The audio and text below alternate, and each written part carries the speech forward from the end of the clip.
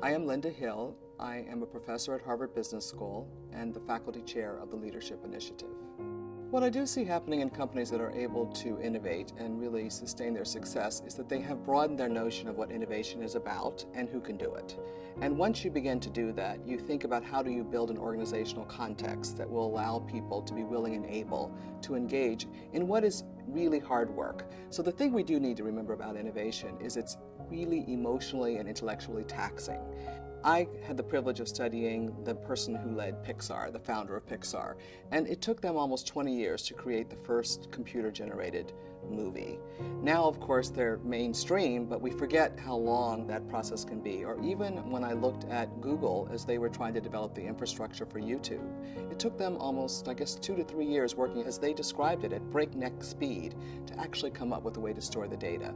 So we sometimes forget how patient we have to be, even if we're working really hard and quite committed to something. So what I see in organizations that are able to innovate today is they really take seriously what does it take to do breakthrough innovation, but they don't just focus on the breakthrough. Innovation is anything that's both new and useful. It can be about how we do products and services, it can be about our business model, it can be about our process, how we organize. Some innovations are everyday, some are more breakthrough.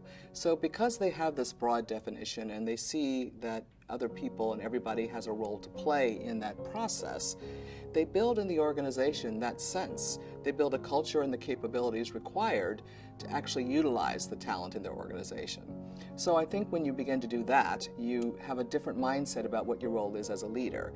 If instead you see your role as a leader as being the person who has to come up with the great idea, create the vision, get people to follow you to that vision, then that is about you, and you sort of focus appropriately, I suppose, on making sure that you can get that done. You set up things for that. If you instead think that it's really a collaborative activity that many of us have to be engaged in, you hire differently, you really focus your mind as a leader on other things. You really focus it on what is it going to be the culture that we need, what are going to be those capabilities, because it's not about me, it's about me engaging in a process with my colleagues to innovate about a whole range of issues or challenges or opportunities that we're going to see as we're doing business.